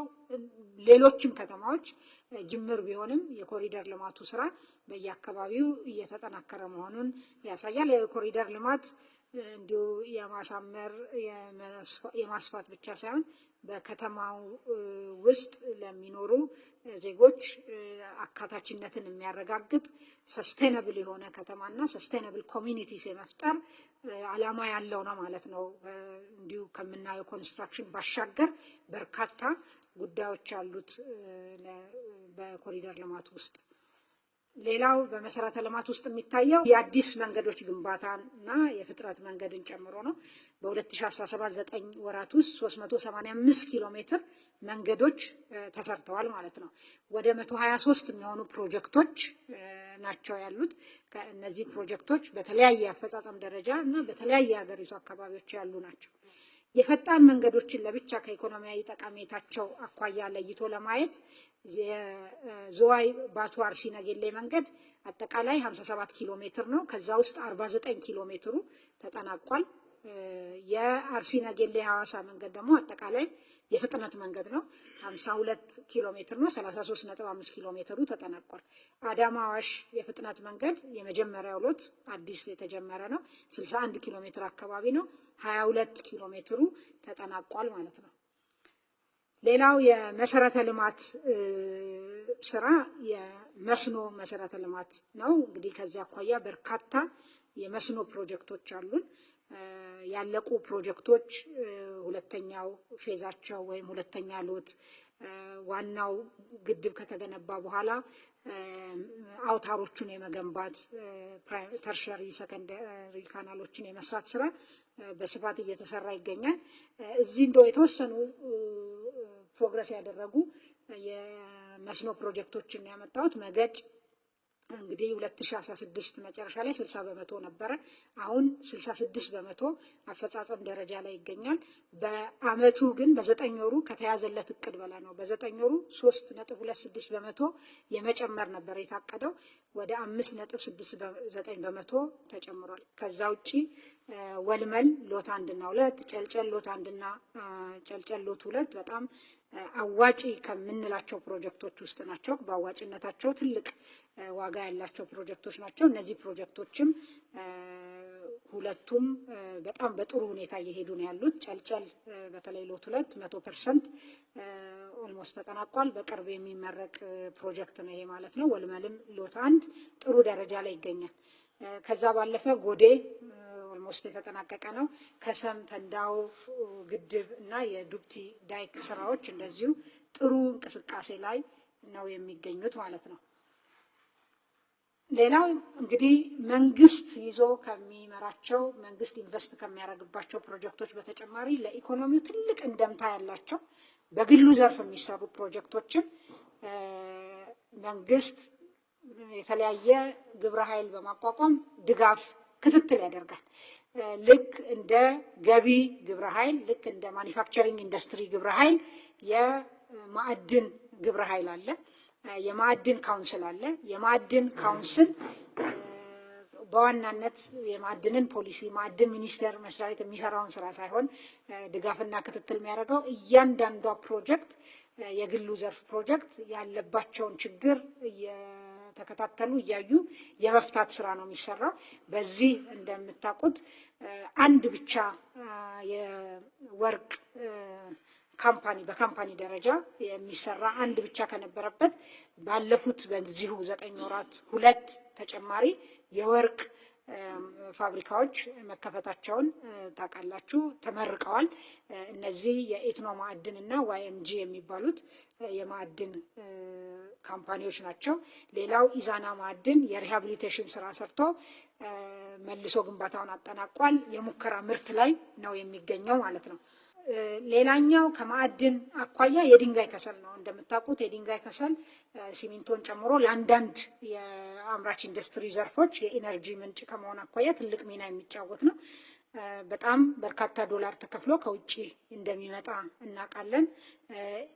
ይሄንን በሀገር ውስጥ ግን ጥሬ ዕቃው እያለ የማጠብ እና እነዚህን ደግሞ የማጠብ ስራ የሚሰሩ ፋብሪካዎችን ፕላንቶችን የማቋቋም እና ኢንቨስትመንቱን የማምጣት ነበረ ክፍተቱ። አሁን እንግዲህ ባለፉት 9 ወራት ኢቲ ሚነራል ተጠናቆ ወደ ምርት ገብቷል። ተመርቆ የሆልዲንግ የሚባል ፕላንት አንዱን ሌላ ፕላንትም አለው እሱን እየሰራ ነው። ፕላንት አንድ እንደዚሁ ተጠናቋል። ይሄ 155,000 ቶን በአመት ያመርታል። የኢቲ ሚነራል 150 ቶን ድንጋይ ከሰል ማጠብ የሚችል ነው በሰዓት። ኢቲ ሚነራል ዴቨሎፕመንት እንደዚሁ 45,000 ቶን በአመት የሚያመርት በግንባታ ሂደት ላይ ይገኛል። ትልቁ ደግሞ ናሽናል ማይኒንግ ኮርፖሬሽን የያዘው በአመት 1 ሚሊዮን ቶን የሚያመርት ግንባታ ተጠናቆ የቴስት እና ኮሚሽኒንግ ስራ ላይ ይገኛል። ይሄ ከ2 ሚሊዮን ቶን በላይ በአመት እንድናመርት ያደርገናል። እነዚህ ፋብሪካዎች ሙሉ በሙሉ ወደ ስራ መግባት በአመት ለአሁን እኛ የምንፈልገው ወደ 1.5 ሚሊዮን ቶን ነው። እኛ ሰርፕለስ ኖሮን ኤክስፖርት ለማድረግ እድል የሚፈጥር ነው ማለት ነው። ሌላው የሲሚንቶ ነው። ሲሚንቶ እንደምናውቀው ልክ ሌሎቹን ፋብሪካዎች ኢንቨስትመንቶች የግል ዘርፍ ተደግፈው ወደ ስራ እንዲገቡ ችግሮቻቸው እንዲቀረፉ እንደተደረገው ለሚ ናሽናል ሲሚንቶም እንደዚሁ በጣም በመንግስት ክትትል ድጋፍ ወደ ስራ ገብቶ እስካሁን ከተመረቀ በኋላ ከ700,000 ቶን ሲሚንቶ በላይ አምርቷል። ሌላው ፓዮኒር ሲሚንቶ ነው። የማስፋፊያ ስራ የማምረት አቅሙን ወደ 600,000 ቶን ለማሳደግ ስራ ጀምሮ ነበር። ከ3 ወር በኋላ ይመረቃል ፕሮጀክቱ ያለበት ሁኔታ የሚያሳየው ማለት ነው። እንግዲህ ስለ ዋና ፕሮጀክቶች ይህን አክል ካልኩኝ ከዘላቂ ልማት አኳያና ማህበራዊ አካታችነትን ከማረጋገጥ አኳያ ምን እንደተሰራ አነሳለሁ። በአብዛኛው ማጣቀሳቸው ቁጥሮች የዩኤን ተቋማትና ሌሎች ያወጧቸውን በወሳኝ ኢንዲኬተሮች በአካታችነት አመላካቾች ያነሷቸውን እና ያወጧቸውን ሪፖርቶችንም እንደ ማጣቀሻ እጠቅሳለሁ ማለት ነው። ከትምህርት አኳያ ትምህርት ጥራትን ለማሻሻል በተለይ የትምህርት ቤቶቻችን ሁኔታ የአጠቃላይ ትምህርት ቤቶቻችን ሁኔታ የትምህርትን ጥራት የትምህርትን አውትካም የሚወስኑ በመሆናቸው የክፍሎች ሁኔታን የተሻሉ ደረጃቸውን የመጠኑ ትምህርት ቤቶች እንዲሆኑ ውሃ፣ መታጠቢያ ቤት፣ ወንበሮች እና መጽሐፎች እንዲሁም አስፈላጊ የትምህርት ቤት ግብዓቶች የትምህርት ጥራትን ማሳካት የሚያስችሉ ለመስራት በተጨማሪ እንግዲህ የትምህርት ለትውልድ የሚባል ኢኒሼቲቭ በክቡር ጠቅላይ ሚኒስትራችን መጀመሩን እናስታውሳለን። በዚህ በ2 ዓመት እንግዲህ እንደምናየው 82 ቢሊዮን ብር መሰብሰብ ተችሏል።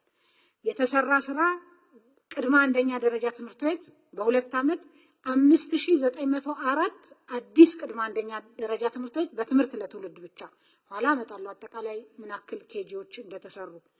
አንደኛና መካከለኛ ደረጃ ትምህርት ቤቶች 832 ተሰርተዋል። የሁለተኛ ደረጃ ትምህርት ቤቶች 712 ተሰርተዋል። በአጠቃላይ 6815 ትምህርት ቤቶች ተሰርተዋል። በዚህ በሞቢላይዝ በተደረገ ገንዘብ ማለት ነው። በነባር ትምህርት ቤቶች ላይም እደሳ ስራ ተሰርቷል። አዲስ ክፍሎች ከ10 ሺህ በላይ ተሰርተዋል። መታጠቢያ ቤቶች፣ የውሃ ተቋማት በሺዎች የሚቆጠሩ ተገንብተዋል። እድሳት የተደረገላቸው ትምህርት ቤቶች በአጠቃላይ ወደ 22343 ናቸው።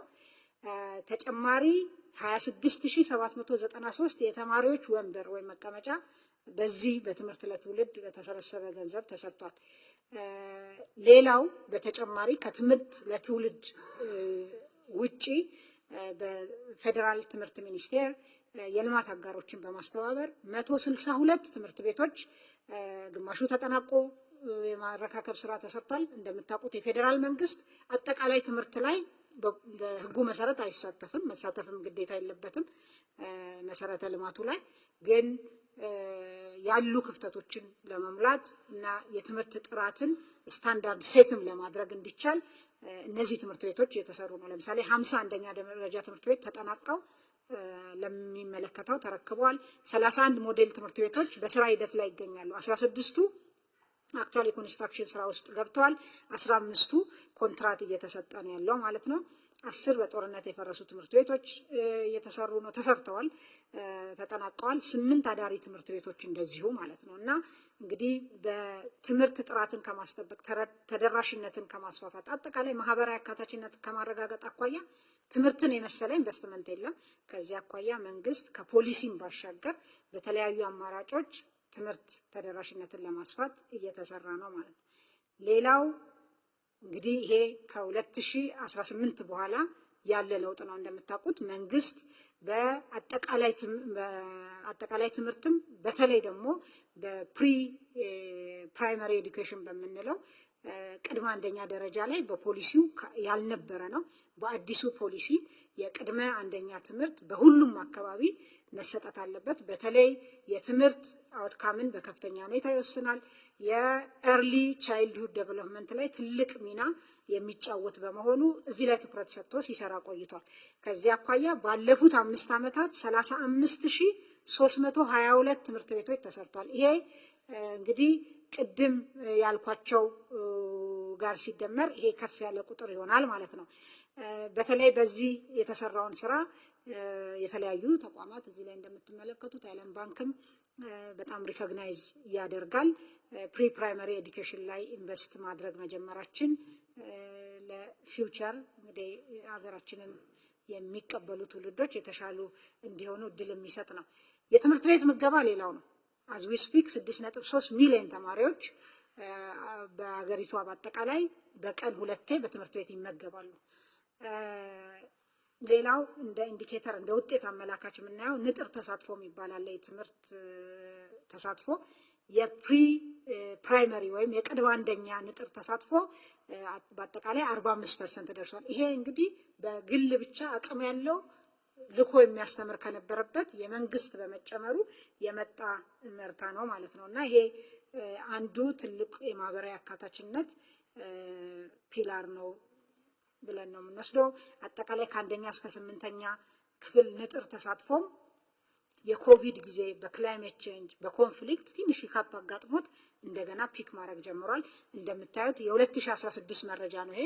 የ17 ተጠናቆ ይወጣል። 88.4 በመቶ ደርሷል። ንጥር ተሳትፎ ነው። ይሄ ማለት ምንድነው? በእድሜያቸው መግባት ባለባቸው ጊዜ ገብተው ለምሳሌ 1ኛ ክፍል ላይ በ7 ዓመቱ ከሆነ በ7 ዓመቱ የገባው ልጅ ብቻ ተቆጥሮ ነው። እዛ ክፍል ውስጥ በ10 ዓመቱ ያለ ሊኖር ይችላል፣ የ11 ዓመት ልጅ ሊኖር ይችላል። ያን አያካትትም።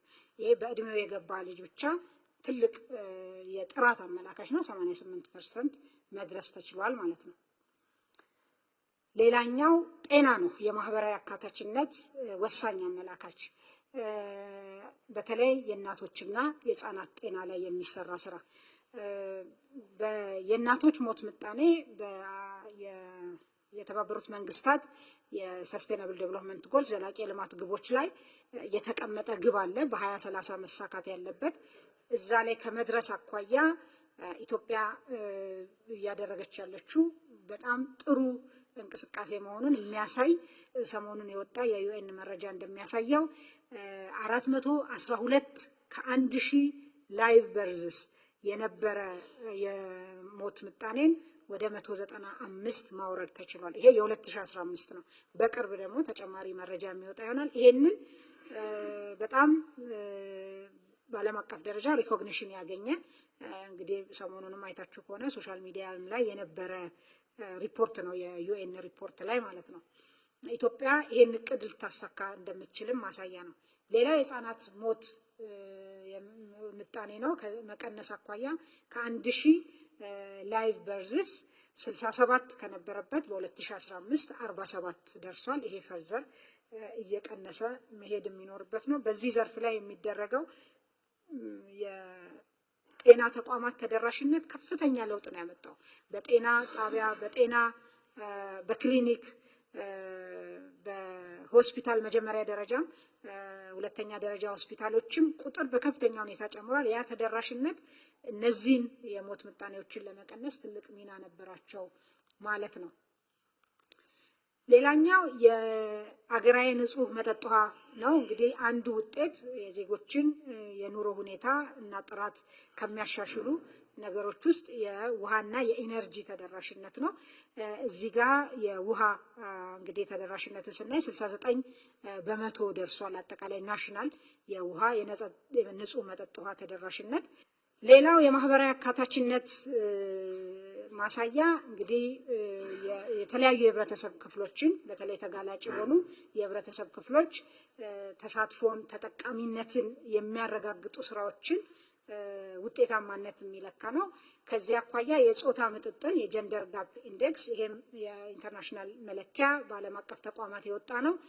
2015 ላይ ከነበረበት 0.64 2023 ላይ 0.711 ደርሷል። በዚህም ኢትዮጵያ ግሎባል ራንኳ በ2015 124ኛ ሀገር ነበረች። አሁን በ2023 ላይ 75ኛ ሆናለች። ይሄ ኢንዴክስ የሚያየው በኢኮኖሚ ተሳትፎና ተጠቃሚነትን፣ በማህበራዊ ጉዳይ ተጠቃሚነትን፣ አካታችነት ምን ያክል ተረጋግጧል የሚለውንና ፖለቲካዊ ተሳትፎን የሚመለከት ነው። በእነዚህ ኢንዴክስ ኢትዮጵያ ጥሩ አፈጻጸም ያሳየች መሆኑን ያሳያል ግሎባል ራንኩ።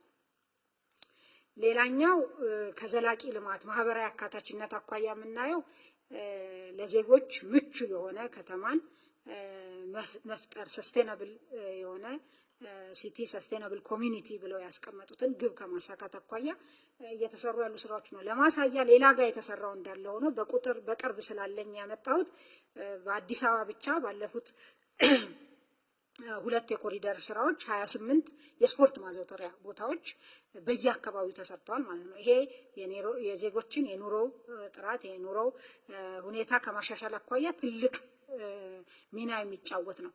ፓርኮች በነፃ ለዜጎች ኦፕን ስፔሶች ፓርክና ፕላዛ ከ193 በላይ ተገንብተዋል ማለት ነው። በህፃናት መጫወቻዎች 66 አካባቢ ተገንብተዋል። ይሄ በአጠቃላይ በከተማ ውስጥ ለዜጎች ምቹ ሁኔታ ከመፍጠር አኳያ አካታች ከመሆን አኳያ ትልቅ ሚና የሚጫወት ነው። ሳልጠቅስ የማላልፈው ባለፉት 6 ዓመታት የአቅመ ደካማ ቤቶችን የማደስ በየክልሉ ከክቡር ጠቅላይ ሚኒስትራችን ጀምሮ የተወሰደው ኢኒሼቲቭ በአጠቃላይ ከ170 ሺህ በላይ ቤቶች ተገንብተው ለተጠቃሚዎች ተላልፈዋል። በአዲስ አበባ ብቻ ባለፉት 9 ወራት በመልሶ ማልማት 8672 ቤቶች ተገንብተዋል ማለት ነው በ9 ወር ብቻ። ሌላኛው እንግዲህ የማህበራዊ አካታችነትና በአጠቃላይ የሉዓላዊነትና የአይበገሬነት መሰሶ አድርገን የወሰድነው ሰብአዊ ድጋፍን በራስ አቅም የመሙላት አዲሱ እይታ ነው። ለዚህ አዲስ ፖሊሲ፣ አዲስ ህግ፣ አገር በቀል አቅም ለመገንባት 5 ፒላሮች ያሉት እቅድ ታቅዶ ወደ ስራ ተገብቶ ነበር። 5ቱ ፒላሮች እንደምታስታውሱት የመጠባበቂያና የዕለት ደራስ ክምችት በራሳችን ስትራቴጂክ ሪዘርቭ የመያዝ፣ የአደጋ ስጋት ምላሽ ፈንድ ማደራጀት፣ ሰብአዊ ድጋፍ ማከማቻ መጋዘኖችን ማስፋፋት እና ጥራታቸውን እና ደረጃቸውን የጠበቁ ማድረግ፣ ቅጽበታዊ አደጋዎች አገልግሎት ማደራጀት፣ የቤተሰብ ኃላፊነትና የማህበረሰብ አጋርነትን በዚህ ውስጥ በደንብ ሞቢላይዝ አድርጎ መጠቀምን የሚል ነው። እንግዲህ አሁን ዓለም ያለበት ሁኔታ ቅድም እንዳልኩት የልማት አጋርነት ኦፊሻል ዴቨሎፕመንት አሲስታንስ በደንብ ጎልቶ ችግሩ እየወጣ ያለው አሁን ቢሆንም ይሄን እኛ ቀድመን ህዝባችንን በሚሊዮኖች የሚቆጠሩ ዜጎችን አወያይተን ወደ ስራ ገብተናል ማለት ነው። ይሄን እንግዲህ ከዓመት በላይ የሆነው ኢኒሼቲቭ ነው። ከዚህ አኳያ ምን ውጤቶች ተገኙ የሚለው በየክልሉ መሬት እንዲለይ ይሄ ስትራቴጂክ ሪዘርቭ የሚመረትበት መሬት እንዲለይ በተደረገው መሰረት እስካሁን ከሚጠበቀው 40% መሬት ተለይቷል። ወደ 101,221 ሄክታር መሬት ማለት ነው። በ5% አካባቢ ላይ ተዘርቶ 1 ሚሊዮን ኩንታል ለስትራቴጂክ ሪዘርቭ እንግዲህ ያልነበረን ነው ማምረት ተችሏል።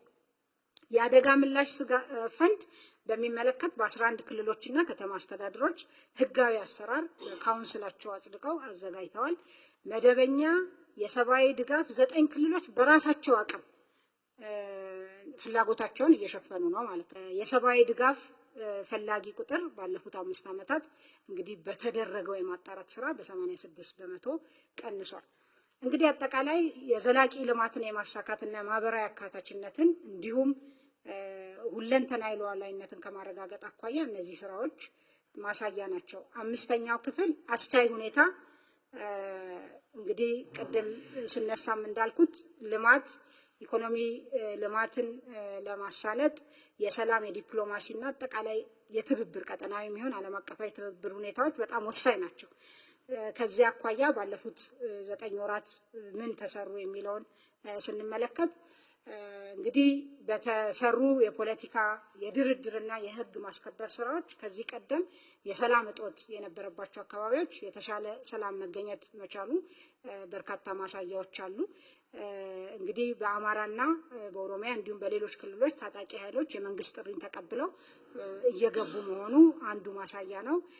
ሀገራዊ ምክክር ከትግራይ ክልል ውጪ በሁሉም ክልሎች መካሄዱ በተለይ ደግሞ በአማራ ክልል በቅርብ መካሄዱ በዛ ክልል ያለው የጸጥታ ሁኔታ የተሻለ እየሆነ የሄደ መሆኑን ማሳያ ነው። የትግራይ ክልል ጊዜያዊ አስተዳደር እንዲራዘምና መልሶ እንዲቋቋም መደረጉ ትልቅ ሚና የተጫወተ ነው። ቀጠናዊ ሁኔታችንን ስንመለከት እንግዲህ በቀጠናችን ዘርፈ ብዙ የፖለቲካ እና የጸጥታ ቀውስ የሚያስተናግድ ቀጠና ነው። ግን ባለፉት ዓመታት በሀገራችን ውስጥ የተፈጠሩ ችግሮች ተፈጥሮ የነበሩ ቻሌንጆችን መሻገርና አሁን ባለንበት ሁኔታ ላይ መድረሳችን ኢትዮጵያን አሁንም የመረጋጋትና የሰላም ማዕከል ለቀጠናው መረጋጋት ወሳኝ ሚና የምትጫወት እና ሚና ተስፋ የሚጣልባት ሀገር መሆኑን ማስረገጥ ይቻላል ማለት ነው። እንግዲህ ፕሬዘንቴሽኔ ሳጠቃልል በቀጣይ ትኩረት የሚሹ ጥቂት ነገሮችን ላንሳ። እንግዲህ የዓለም አቀፍ የንግድ ጦርነት ተጽዕኖ እና እድልን ያገናዘበ ፈጣን የፖሊሲና ተግባራዊ ምላሽ መስጠት ያስፈልጋል። የገቢ ሸቀጦችን የመተካት ስራችን ተጠናክሮ መቀጠል አለበት። በተለይ እኛ እያመረትን ያለናቸው ግን እየገቡ ያሉ ሸቀጦችን መፈተሽና ስልት መቀየስ ያስፈልጋል። እንግዲህ የልማት አጋሮች ድጋፍ መቀነስ ተጽዕኖን ለመቋቋም የሚያስችል የሀብት አመዳደብ ቅደም ተከተልን ታሳቢ ማድረግ ያስፈልጋል።